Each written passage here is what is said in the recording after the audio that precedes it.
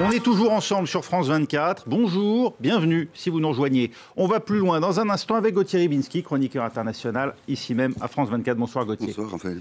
Et face à vous, Ziad Limam, directeur du mensuel Afrique Magazine. Bonjour Ziad. Bonsoir. Afrique Magazine qui titre ce mois-ci sur le Soft Power Africa, les 16 pays qui se positionnent. 15, alors j'ai mal lu, qui se positionnent comme des influenceurs incontournables sur le continent. On finira bien par et à l'extérieur surtout. Et à l'extérieur, bien sûr, parce qu'il s'agit du rayonnement de l'Afrique aussi sur le reste du monde. On va plus loin tout de suite avec, dans l'actualité du jour, ces manifestations à Dakar, les partisans d'Ousmane Sonko qui sont dans la rue à la veille du procès de l'opposant sénégalais. C'est déjà en partie le prélude à l'élection présidentielle de l'année prochaine. Macky Sall, le sortant, lui fait planer le doute sur sa candidature à un troisième mandat. Faut-il laisser les athlètes russes défendre leur chance lors des prochaines compétitions sportives et notamment au JO de Paris en 2024 ?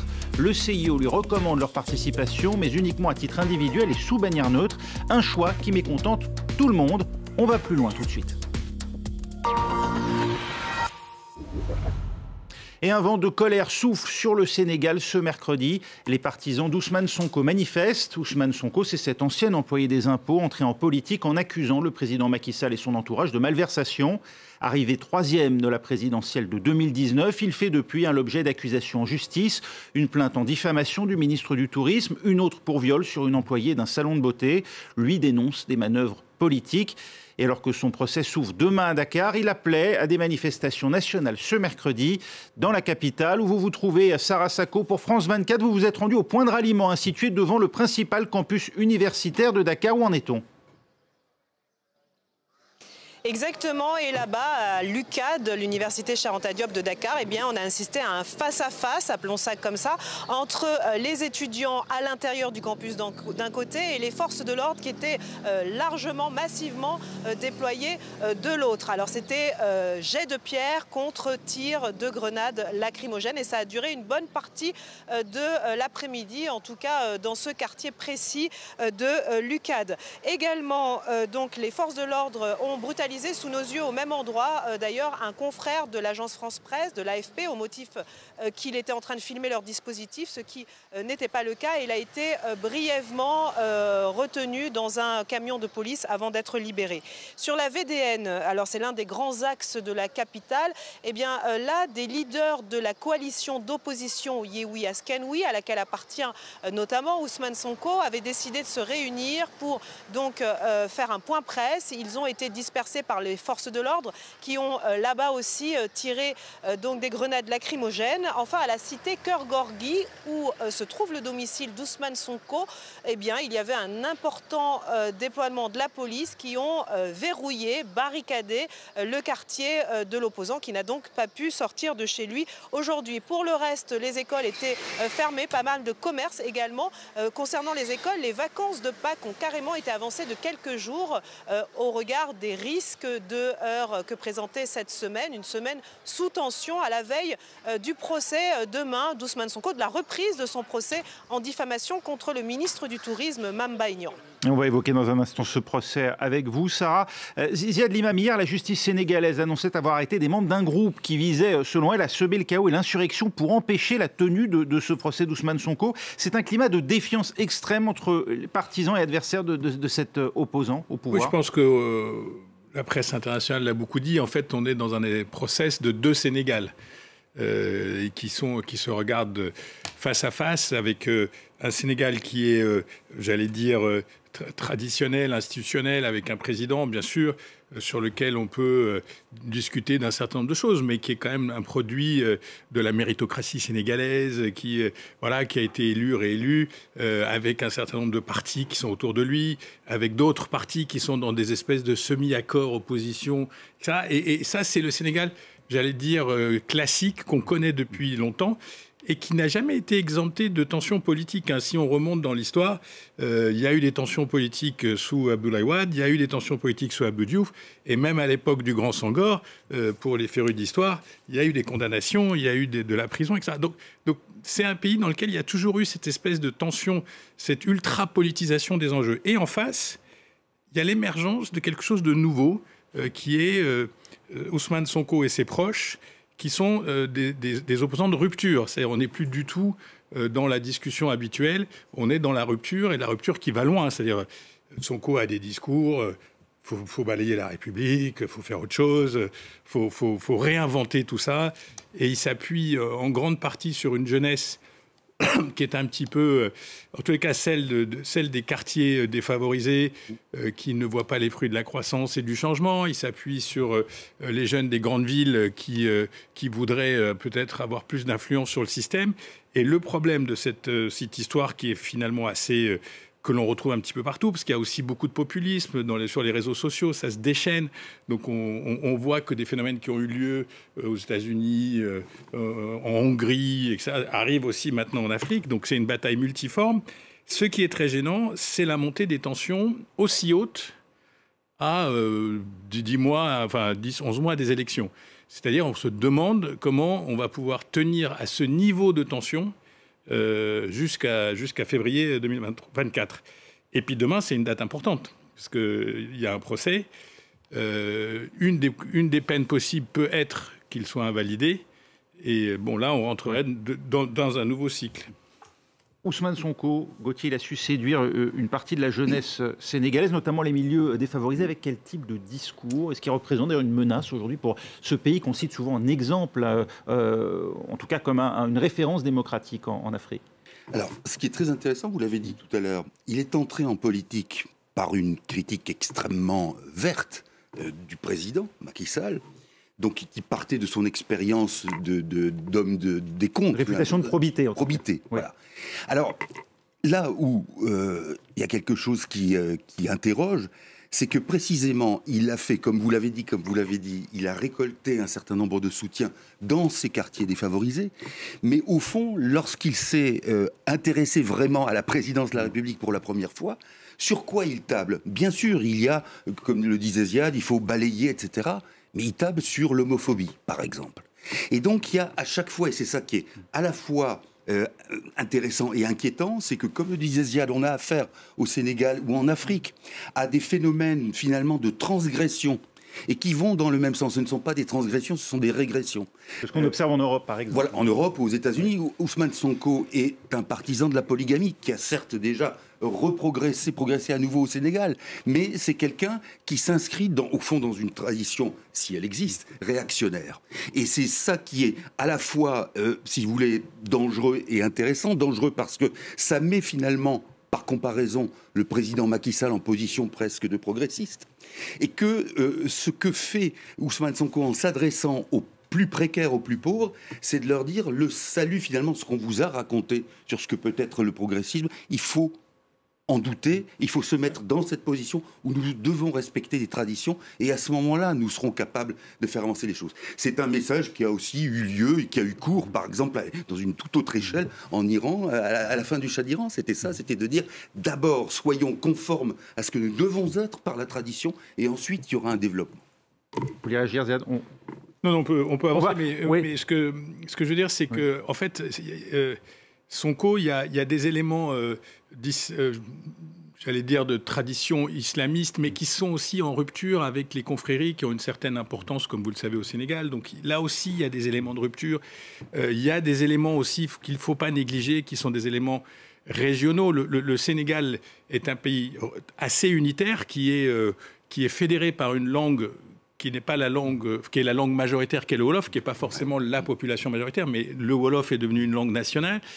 Mais on retrouve maintenant des discussions sur les gens du Sud, parce que Sonko vient du Sud, qui ont toujours été un peu marginalisés. Est-ce que la Casamance, les bases de repli de la Casamance. Donc on voit tous ces ferments arriver. Encore une fois, je vous dis, à 10-11 mois d'une élection, c'est long. Alors on va parler de l'élection dans un instant. Sarah, quoi qu'il arrive, c'est donc demain que s'ouvre ce procès. Il n'y a plus de possibilité de report. Ce procès d'Ousmane Sonko, à quoi faut-il s'attendre à la fois dans la rue et puis dans l'enceinte de ce tribunal ?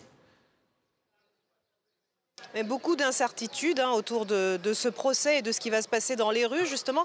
Est-ce que les sympathisants de l'opposition vont répondre à l'appel d'Ousmane Sonko de manifester malgré l'interdiction, en tout cas pour Dakar, du préfet qui invoque le risque de troubles à l'ordre public? Eh bien, on le saura demain. En tout cas, en plus, il faut préciser qu'on est en pleine période de Ramadan et de carême pour les chrétiens, ce qui peut aussi jouer dans la mobilisation. En tout cas, l'issue de ce procès, elle est très attendue. Vous l'avez dit, plus de reports possibles. Il y en a déjà eu 3 et c'est une audience spéciale, c'est-à-dire qu'elle est la seule inscrite à l'ordre du jour. Donc en clair, les 2 parties vont pouvoir enfin s'exprimer sur cette affaire de diffamation qui oppose Ousmane Sonko à Mame Maignan, qui est le ministre du Tourisme. C'est donc en fait pour des propos qu'a tenu Ousmane Sonko accusant Mame Maignan de corruption, et celui-ci donc demande en fait des preuves. En tout cas, l'enjeu du procès est crucial pour Ousmane Sonko et ses sympathisants, puisque effectivement il y a un risque d'inéligibilité si jamais Ousmane Sonko était condamné dans cette affaire. Merci Sarah Sacco, vous restez avec nous. Il y a tout de même une question, parce qu'il y a ces accusations de diffamation, mais il y a aussi des accusations plus graves de viol.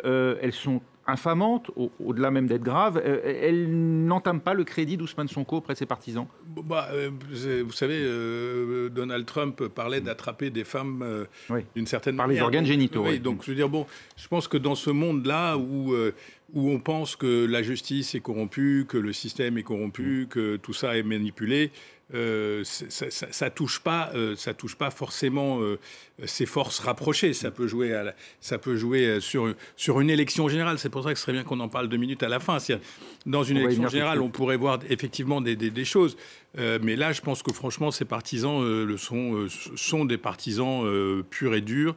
Et d'une certaine manière jusqu'au boutiste dans le processus, donc et au contraire, ça serait sacrificiel, c'est-à-dire la prison ou l'invalidation, ça démontrerait que le complot, etc. Et la justice sénégalaise a une immense responsabilité en ce moment, parce que comme elle est accusée de part et d'autre, c'est-à-dire qu'elle est instrumentalisée par le pouvoir, mais l'opinion voudrait que, les gens de Sonko voudraient que, donc ces juges sénégalais qui sont un peu pris entre toutes les enclumes et tous les marteaux, ils ont un rôle aujourd'hui en termes de pacification de la situation, c'est-à-dire de faire leur boulot de juge. Alors l'élection présidentielle que vous évoquez, on y vient, c'est un concurrent sérieux, l'élection Gauthier-Ribinski, qui pourrait être mise sur la touche? Oui, oui. Non, et comment, dans ce cas-là, évidemment, s'exprimeraient ses partisans Alors c'est ça la question, parce que il est arrivé qu'au 3e, la fois précédente, avec à peu près 14% des voix. 14-15%, tout à fait. Mais si vous voulez, à partir du moment où il semble... Alors, il faudrait aussi le comparer à la manière dont les Sénégalais perçoivent le bilan de Macky Sall. Ça aussi, c'est une donnée importante. Mais il semble que Ousmane Sonko soit capable de fédérer à la fois ceux qui sont vraiment dans une précarité matérielle et qui ont envie de donner un coup de balai, et en même temps ceux qui sont intéressés par un discours, on va dire, plus idéologique, plus culturel. Et donc s'il arrive à agréger cela, je ne pense pas que ça aille jusqu'à lui faire gagner la présidentielle, mais ça peut valoir beaucoup plus que les 15% de la dernière fois dont vous parliez. C'est encore une fois à mesurer à comparer avec le bilan de Macky Sall, qui est sur un plan africain assez généralement, ce sont des louanges qui vont vers Macky Sall, à ceci près que, par exemple, ce qui est du domaine sécuritaire au Sénégal, c'est quand même assez léger, ce qu'a fait Macky Sall, et que ça peut lui peser. Et puis surtout, il y a cette idée de se représenter quand même, malgré tout. Alors justement, c'est encore quelque chose qui peut soulever beaucoup de dilemmes et d'animosité. Parce qu'expliquez-nous, Sarah Sacco, Macky Sall n'a pas exclu de se représenter en février l'année prochaine, ce qui est tout sauf évident. En fait, il ne dit ni oui ni non, et cela fait longtemps déjà qu'il est sur cette ligne de conduite. Il dit qu'il s'exprimera le moment venu. Alors récemment, il a accordé une interview au journal L'Express, et il a dit dans cette interview, sur le plan juridique, le débat est tranché depuis longtemps. Que veut-il dire? En fait, il s'appuie sur le référendum de 2016 qui a fait passer le mandat présidentiel de 7 à 5 ans. Macky Sall a déjà fait un septennat, et il précise, le Conseil constitutionnel estime que mon premier mandat était intangible et qu'il n'était donc hors de portée de la réforme. En clair, qu'il pourrait refaire un quinquennat. Ce n'est pas du tout, mais alors pas du tout l'avis de l'opposition et de la société civile qui disent, eux, eh bien, septennat ou quinquennat, peu importe, il a déjà fait 2 mandats, il ne peut donc en faire un 3e.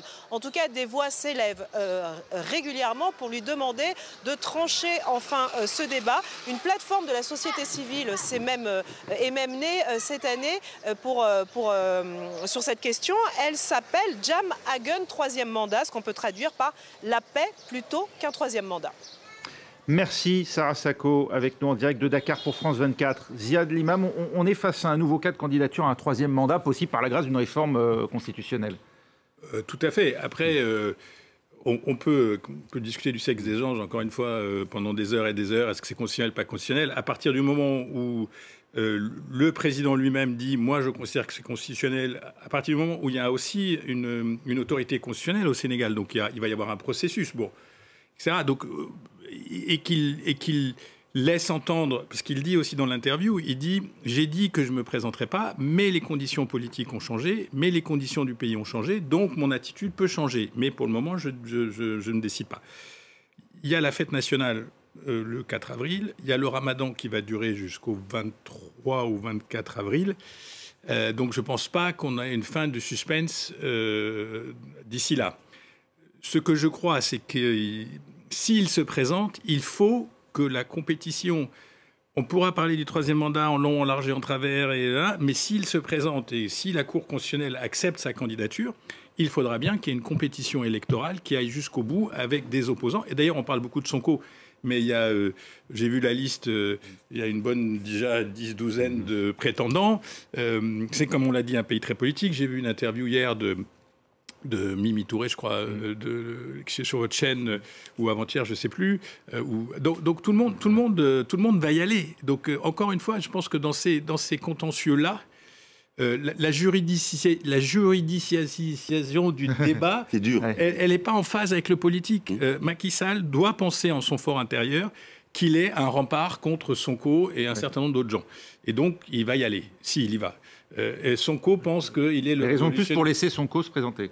Alors, il y a toutes sortes de scénarios. Hein. Si vous passez 3 jours à Dakar, vous avez 80 scénarios possibles évolutifs. Donc, je pense que franchement, là, il faut se concentrer sur la séquence qui est extrêmement difficile, qui est ce procès, les conséquences potentielles à partir d'un jugement qu'on n'a pas, donc on verra demain. La fin du ramadan et du carême, mais surtout la fin du ramadan qui va jusqu'à fin avril. Et là, on pourra voir un peu où tout le monde en est. Gauthier Rybinski, un dernier mot. C'est la réputation du Sénégal, démocratie exemplaire, qui est en jeu. Oui, bien sûr. Oui, parce que, si vous voulez, on peut aussi, évidemment, insister, comme on le fait n'importe où, sur les spécificités locales, sur les rouages locaux, sur la manière, l'histoire de la politique dans tel pays. Si vous êtes à la croisée des chemins, comme l'est le Sénégal, c'est-à-dire avec une réputation bonne, et qu'en même temps on se trouve, alors évidemment, si Sonko d'une certaine manière est en quelque sorte instrumentalisé par Macky Sall qui dit il va légitimer ma nouvelle candidature, comme d'autres, très bien. Mais si vous voulez, il y a quand même là une proposition qui est à la fois politique, justement, et sociale de la part de Sonko, alors que souvent, vous avez dans d'autres pays africains le sentiment que sur le plan programmatique, les choses ne sont pas claires, que simplement il s'agit d'essayer de représenter ou de convaincre que l'on va être celui qui fait mieux, qui emballe mieux le jour et l'existence. Alors que là, il y a quelque chose qui est de l'ordre proposition, sociétale, qui existe et qui justement va beaucoup plus loin et qui engage précisément le Sénégal pour répondre à votre question. On passe à notre autre actualité du jour, le Kremlin qui se dit prêt à défendre les intérêts des athlètes russes de toutes les manières possibles, sans toutefois préciser lesquelles. Hier, le Comité international olympique recommandait le retour des athlètes russes et biélorusses dans les compétitions internationales à titre individuel et sous bannière neutre, tout en repoussant à plus tard la décision sur les prochains JO à Paris. Les athlètes russes et biélorusses seront-ils autorisés à participer aux prochains JO en 2024 ? Cette question, seul le Comité international olympique peut y répondre. À Lausanne, pas de décision définitive du président Thomas Bach, mais une première indication. Ce qui a changé, c'est que la participation des athlètes munis de passeports russes et biélorusses aux compétitions et aux concours internationaux fonctionne. Quelques heures plus tard, position finale. Le CIO recommande le retour des Russes en compétition, mais à titre individuel. La décision finale, elle, ne devrait pas intervenir avant plusieurs mois. Le 10 mars dernier, la Fédération internationale d'escrime tranchait pour le retour des tireurs russes et biélorusses dans les tournois internationaux. Colère du milieu, avec notamment cette lettre ouverte adressée ce mardi par plus de 300 escrimeurs au CIO, lui demandant de maintenir ses recommandations de suspension. Médaillée de bronze en tennis lors des Jeux de Tokyo, Elena Svitolina n'envisage pas non plus de devoir affronter une adversaire de l'un de ses deux pays ennemis, ce qui est actuellement le cas sur le circuit mondial, chaque fédération internationale étant libre d'exclure ou non un sportif. Les athlètes russes pourraient-ils alors concourir, mais sous une bannière neutre dans moins de 500 jours à Paris? Oui, et c'est d'ailleurs déjà le cas depuis 2018, la conséquence du scandale de dopage institutionnel et à grande échelle en Russie. Une décision qui ne satisfait personne, Gauthier. Non, bien sûr, mais parce que... Enfin, moi, j'aurais tendance à dire tout ça est vain et complètement... là aussi, c'est un petit peu la question sur le sexe des anges. Il y a deux choses, pour moi. Il y a le fait que cet olympisme, qui est censé célébrer la concorde entre les nations, ouais. Entre les nations, bon... Effectivement, mais de fait, quand on concourt sous une bannière nationale. Et que, bien sûr, et il est logique, moi je trouve très bien que des sportifs ne puissent pas échapper en quelque sorte à ce à quoi on les astreint. Souvenez-vous des deux finalistes en 68 aux Jeux Olympiques, dont j'ai oublié le nom, mais qui étaient américains et qui ont levé le poing parce qu'ils étaient en rupture avec Black Panther à l'époque. Les Black Panthers, les théories ségrégationnistes aux États-Unis. Bien, ça veut dire que le sportif a aussi son mot à dire et qu'il ne peut pas se débiner de la sorte. Mais en même temps, le fait que il souhaite un individu dans un système, par exemple, sportif comme l'est en Russie. Si vous loupez une Olympiade, c'est terminé pour la personne. Par ailleurs, ceux qui vont concourir sans les meilleurs éléments, par exemple en gymnastique, se diront, bon, ma médaille, elle est un peu dévalorisée, et elle est en chocolat, oui.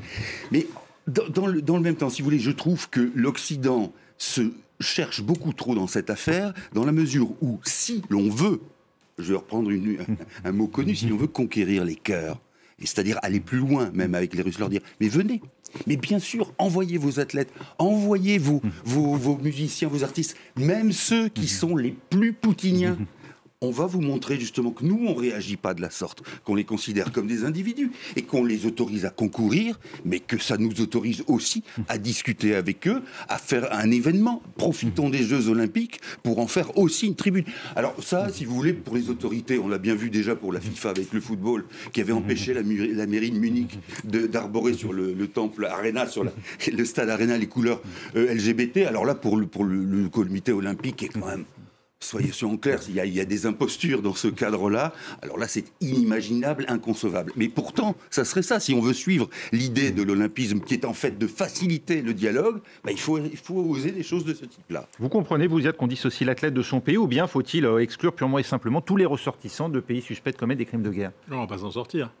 Parce qu'il faudrait déjà définir crime de guerre, il faudrait définir la nature du conflit, il faudrait définir si on est pote avec celui-ci ou celui-là.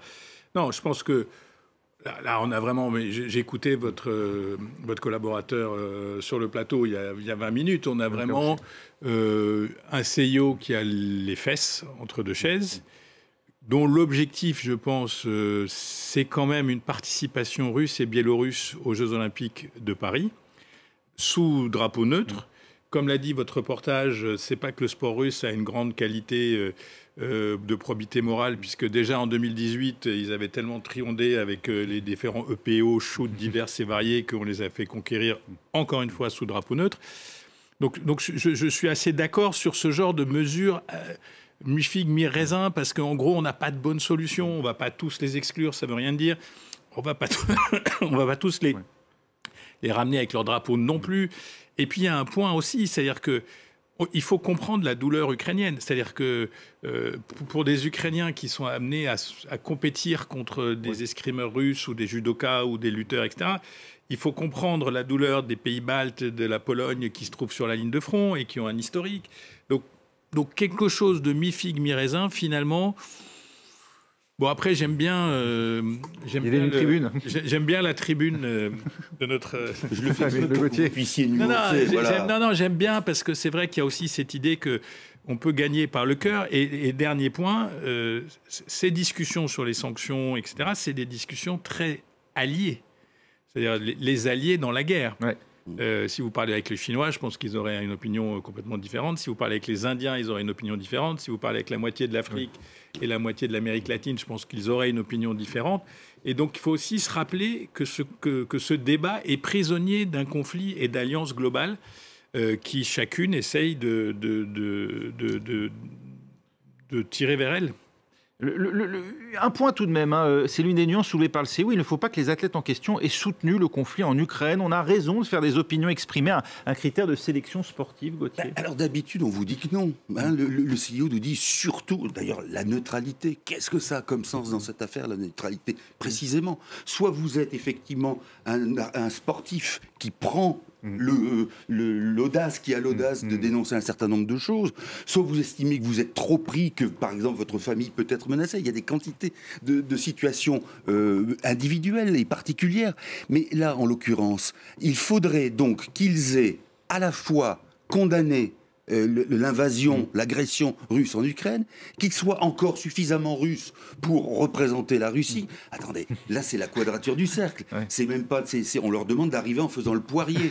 Donc il faut là encore et de retourner en prison. Et de retourner en prison après, éventuellement de se faire empoisonner. Oui. Attendez, ça prouve que le CIO n'a aucune conscience de ce qui se passe. Autant moi je suis d'accord avec ce qu'a dit Ziad sur la souffrance des autres, parce qu'on sait aussi la souffrance des Ukrainiens, des Polonais, des Baltes, parce qu'on sait aussi qu'il y a en Russie une forme de passivité. C'est-à-dire que vous avez des individus qui se disent « Oui, je pense bien qu'il y a des choses atroces qui se passent en Ukraine, mais enfin, bon, je préfère ne pas savoir, je n'y peux rien. » Bon, donc ça aussi, c'est quelque chose qu'il faut prendre en compte. C'est pour ça que plutôt que des mesures qui, à chaque individu, pourront s'avérer finalement peut-être inexactes, fallacieuses ou vaines, à ce moment-là, moi, je pense qu'il fallait dire « Bon, on prend le courage d'accueillir, et puis on se parle, c'est fait pour ça. C'est soi-disant pour se rencontrer entre peuples. Eh bien, allons-y. Merci beaucoup, ce sera le mot de la fin. Merci Gauthier. Positif, merci. On finit sur la fin très positive. Positive. On en reparlera d'ici les JO de Paris, et quand tombera évidemment la décision du... 500, combien de jours? Oula. Moins maintenant. Moins, oui. On est dans les 400. On a dépassé les 500. Voilà, c'est la fin de On va plus loin. On se retrouve dans 2 minutes pour un nouveau journal dans Paris Direct. Restez avec nous.